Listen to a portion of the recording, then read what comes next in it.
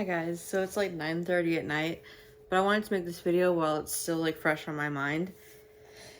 Um, so if you've been on my channel for a little bit, I have talked about like having, sorry, just the camera, like mental illnesses before, but I never really talked about how to support people with mental illness or, so like maybe if you have a friend or family member that has mental illness, maybe this will help.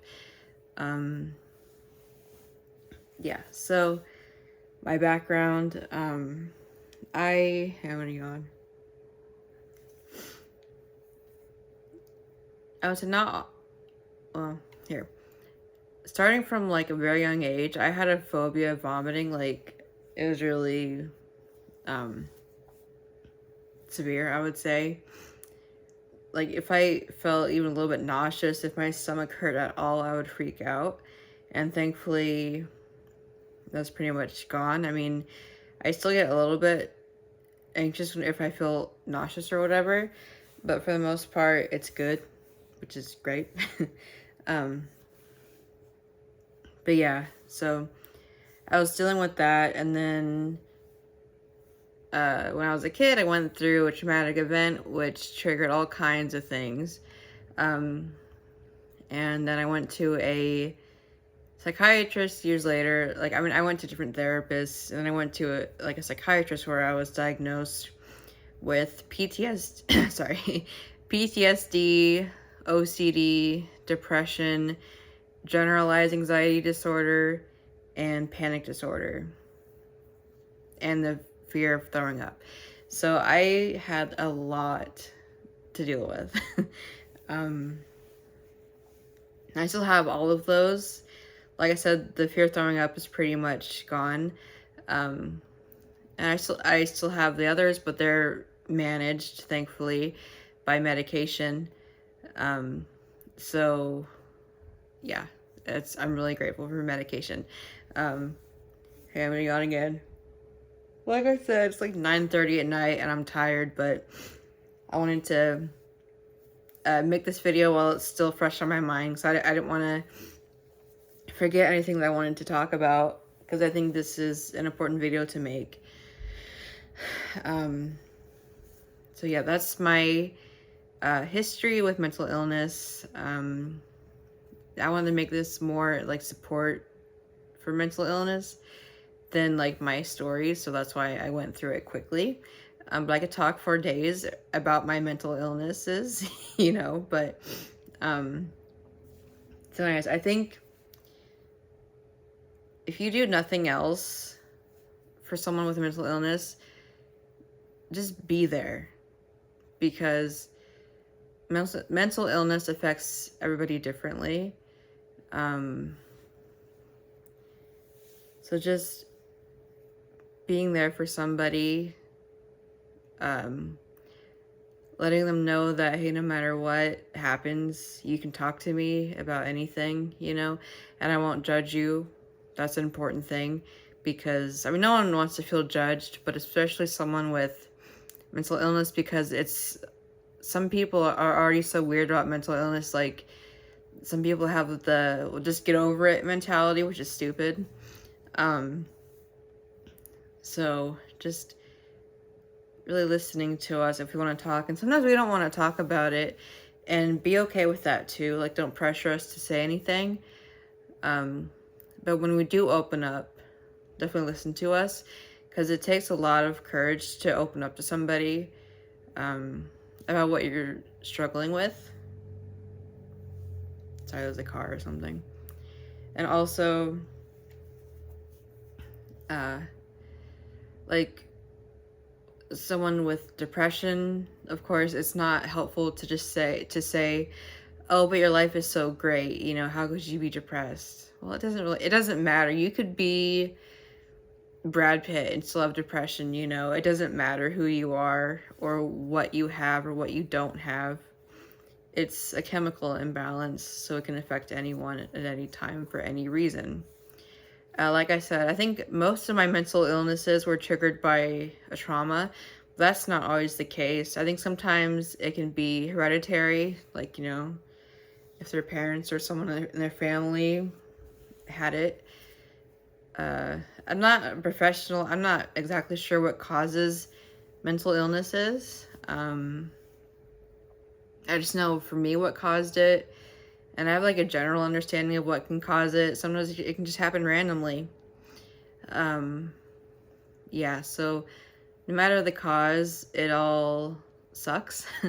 And yeah, like, I mean, I've always said you wouldn't tell someone with a broken leg to just walk it off, It's the same with depression or anxiety. You don't just say, well, like, I don't know.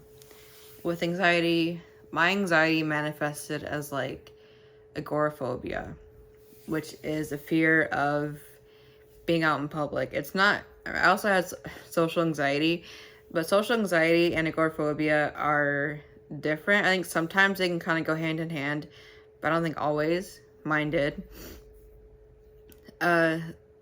So just, I would have to tell my parents a lot that, hey, I just can't go to the store today or something. I'm too anxious. And I'm really lucky and blessed that my parents were understanding and still are with things like that. But not everyone has that. So just don't be like, why can't you just go to the store, just for 5 minutes? That's not helpful. It makes us feel bad. Yeah, just don't do that. And I've always said that unless you go through it yourself, you will never completely understand what it's like, and consider yourself lucky if you don't know what it's like. And it's not funny, but the interesting thing is my dad has been dealing with anxiety for like the past year and a half, like really severe, like mine was, where he had a hard time going to work, and thank God that it's a lot better now. And he was like, yeah, this is bad. Like, my dad has always been like one of my biggest supporters, along with my mom, of course. And so he never really made me feel bad about my anxiety or anything. He was like, okay, yeah, we can try again tomorrow to go to the store or something. And he's like, even with that, he's like, I still didn't get it. Now I do. So he even admits that he didn't fully understand until he went through it himself. And I'm not saying that you can't support someone unless you go through it, because you can. You absolutely can. And also, just ask. Ask them what you can do for them. Sometimes, I mean, they might tell you nothing.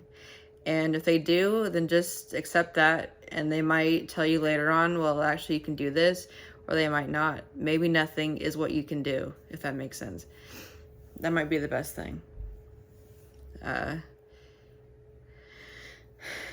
And also, even if they don't really go anywhere and they usually decline, still invite them places, because at least like for me, it still made me feel good to know that I was still wanted, people still wanted to be around me, even though I was pretty much a recluse. So still invite people to places, even if they say no. It does make us feel good. And yeah, just be patient with us, because it is difficult. It is just as difficult as a physical illness. And honestly, mental illness is basically a physical illness, because it gives you physical symptoms. It can give you racing heart, nausea, dizziness. You can even pass out. It's anxiety sucks, or all mental illness does, and depression and everything. Just be patient with us. Understand that it's not as easy as just going out or just being happy. But yeah, I think that's basically all I have to say. But if you guys want me to like kind of go more into how I got better, I can. Although, I mean, really, all I could say is therapy, sort of. Therapy was probably the thing that helped me the least, but it did sort of help me. Medication.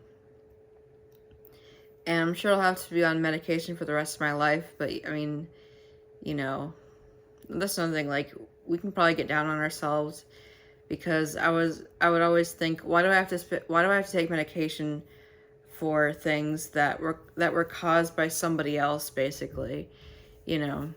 Anyways, and then my main thing that I would say really helped me was God, honestly.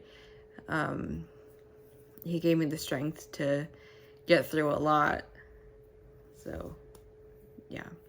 My trauma didn't give me strength at all. No, God did. But yeah, yeah. I just hope that this video makes sense and can help someone. Yeah, if you want me to go more into my history with mental illness and all that, because I dealt with it for most of my life. I've had it longer than I haven't had it, if that makes sense. And yeah. So yeah, I think that's all I have for you, and I'll see you guys next time. Bye.